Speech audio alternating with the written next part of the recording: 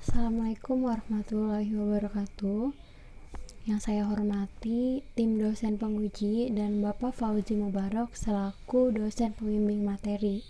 Pada kesempatan kali ini, saya Ana Farida Kurnia akan mempresentasikan proposal skripsi saya yang berjudul Perbaikan dan Evaluasi Kualitas Pelayanan dengan integrasi metode SERVQUAL dan Six Sigma, studi kasus pada Cephalatis megago.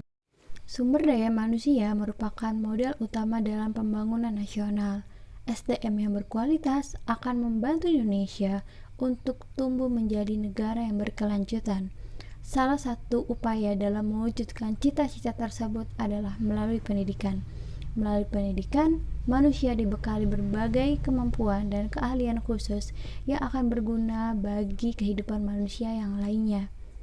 Masyarakat Indonesia kini semakin sadar akan pentingnya pendidikan.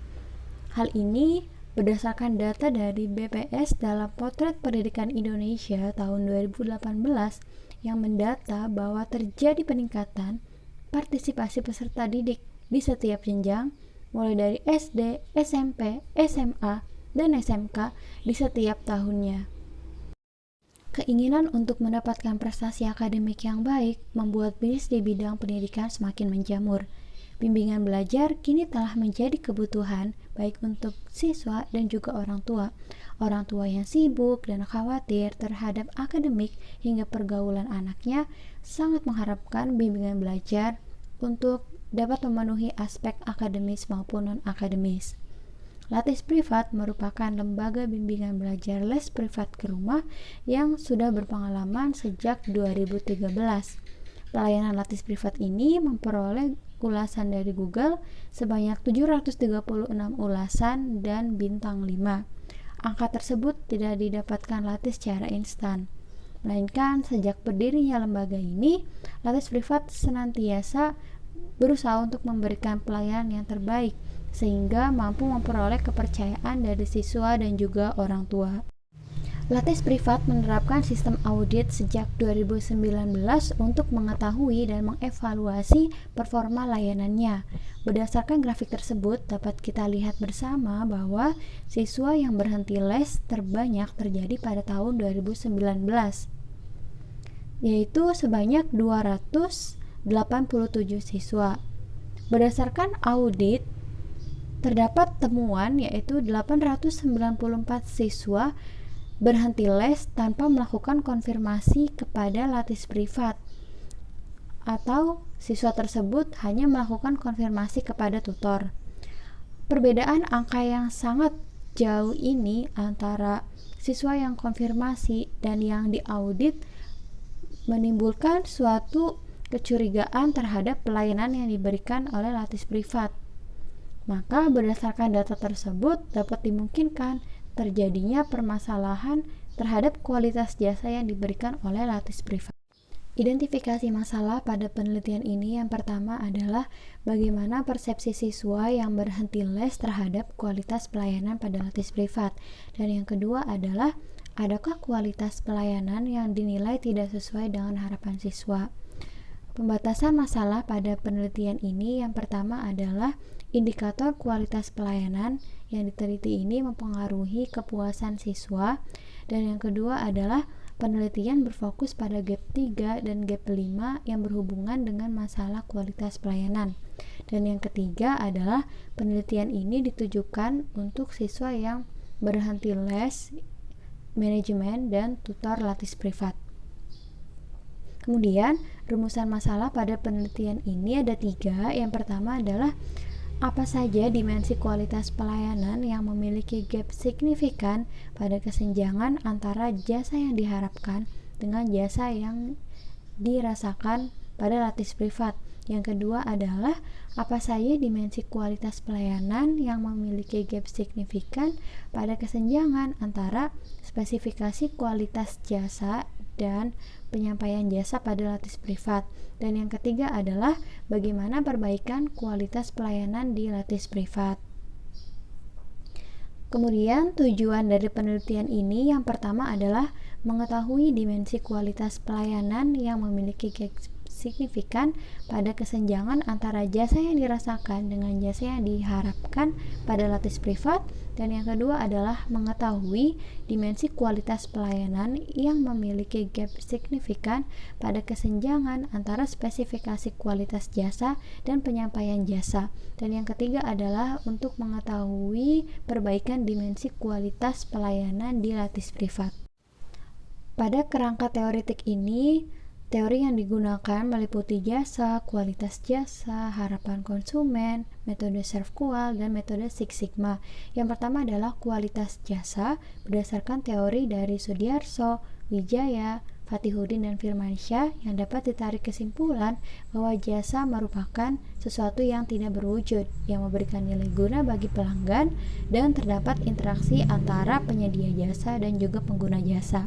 Dan yang kedua adalah kualitas jasa berdasarkan teori dari Juharni, Budiarta, dan Mutakin, dan Wijaya, yang dapat ditarik kesimpulan bahwa kualitas jasa ini merupakan strategi perusahaan dalam menciptakan jasa atau layanan guna memenuhi kepuasan konsumen. Selanjutnya ada 5 dimensi kualitas pelayanan yang terdiri dari reliability, responsiveness, assurance, empathy, dan juga tangibles. Kemudian ada harapan konsumen berdasarkan teori dari Juharni dan Santoso, yang dapat ditarik kesimpulan bahwa harapan konsumen ini merupakan tingkat perasaan pelanggan setelah membandingkan kinerja yang dirasakan dengan yang diharapkan. Selanjutnya adalah metode SERVQUAL atau satu metode deskriptif yang dapat menggambarkan tingkat kepuasan pelanggan, yang terdiri dari 5 gap. Gap yang pertama adalah terjadi kesenjangan antara harapan pelanggan dengan persepsi manajemen. Gap yang kedua adalah terjadi kesenjangan antara persepsi manajemen dengan spesifikasi kualitas pelayanan. Yang ketiga adalah terjadi kesenjangan antara spesifikasi kualitas pelayanan dengan penyelenggaraan pelayanan. Dan yang keempat adalah terjadi kesenjangan antara penyelenggaraan pelayanan dengan komunikasi eksternal. Dan yang kelima adalah terjadi kesenjangan antara pelayanan yang diharapkan dengan pelayanan yang diterima. Pada penelitian ini juga digunakan metode Six Sigma untuk mengurangi kegagalan guna meningkatkan efektivitas kinerja.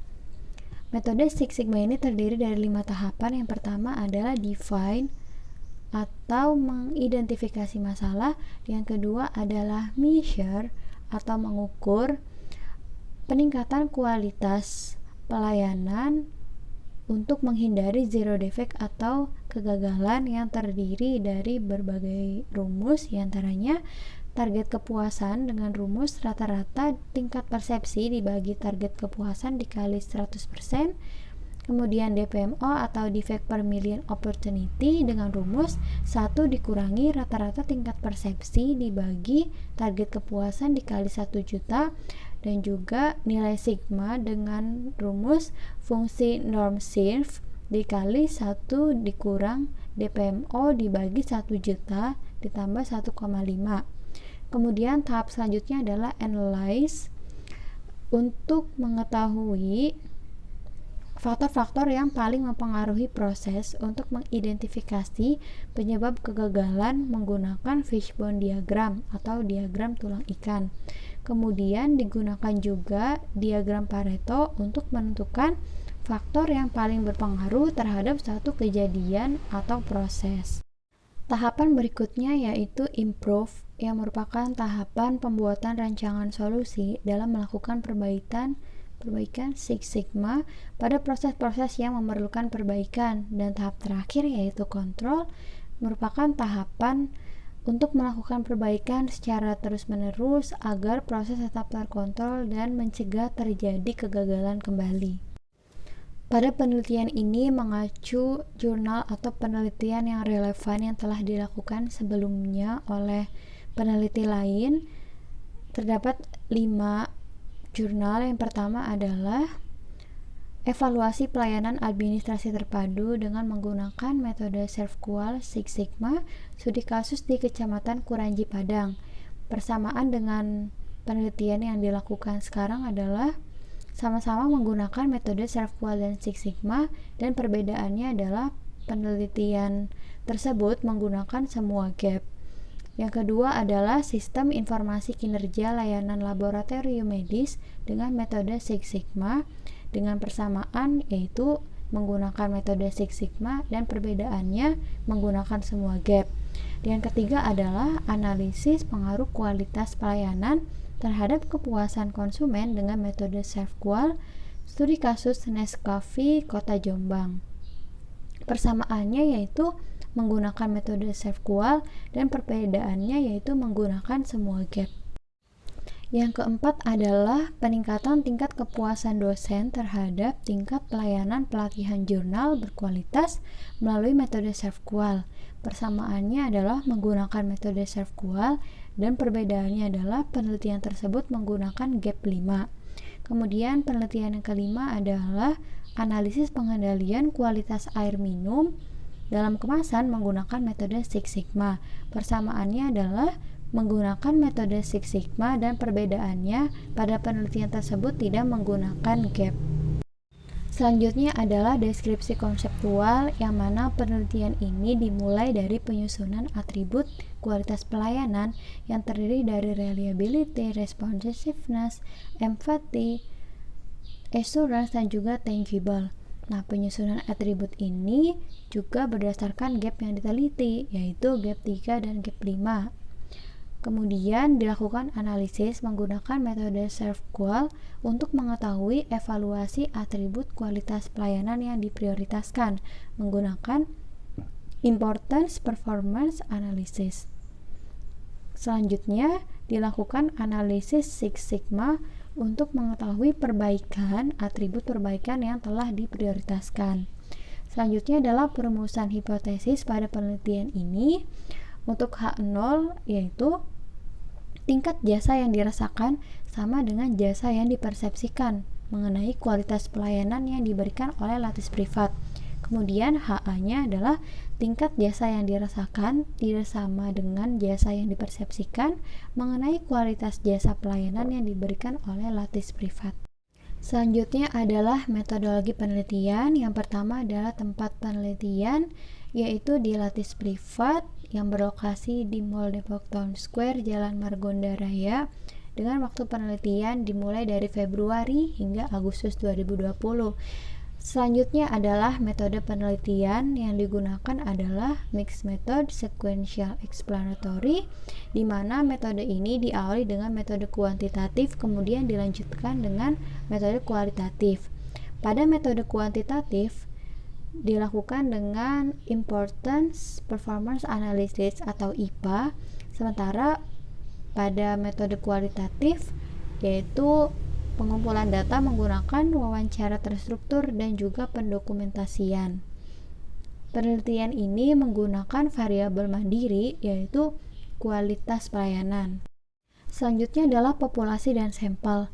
Populasi pada penelitian ini yaitu siswa yang berhenti les yang diaudit tahun 2019 sebanyak 894 siswa. Untuk teknik samplingnya, saya menggunakan kuota sampling, yaitu memilih siswa berhenti les audit pada bulan Desember 2019 yang berjumlah 94 siswa. Nah, dari 94 siswa tersebut kemudian dibagi berdasarkan jenjang pendidikannya sebanyak 24 siswa SD, 30 siswa SMP, dan 40 siswa SMA. Selanjutnya adalah metode kualitatif yang digunakan menggunakan judgment sampling, yaitu sampling bertujuan yang ditujukan kepada pihak-pihak yang dirasa mempunyai informasi terkait penelitian ini, yaitu manajemen latih privat, khususnya direktur dari CV Lattice Mega Group ini dan juga tutor. Selanjutnya adalah teknik pengumpulan data. Data dibagi menjadi dua, yaitu data primer dan data sekunder.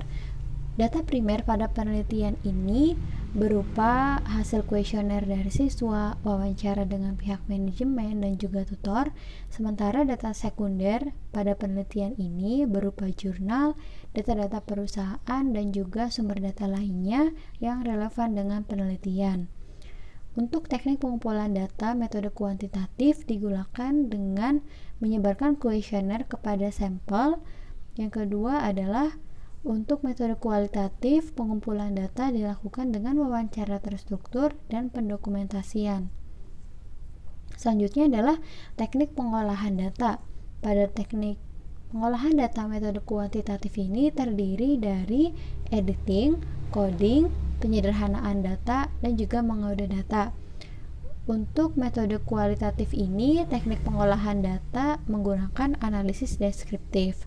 Selanjutnya adalah teknik analisis data. Untuk metode kuantitatif, analisis data ini menggunakan uji instrumen yang terdiri dari uji validitas dan uji reliabilitas. Selanjutnya adalah menggunakan metode Importers Performance Analysis, dan yang ketiga adalah analisis deskriptif.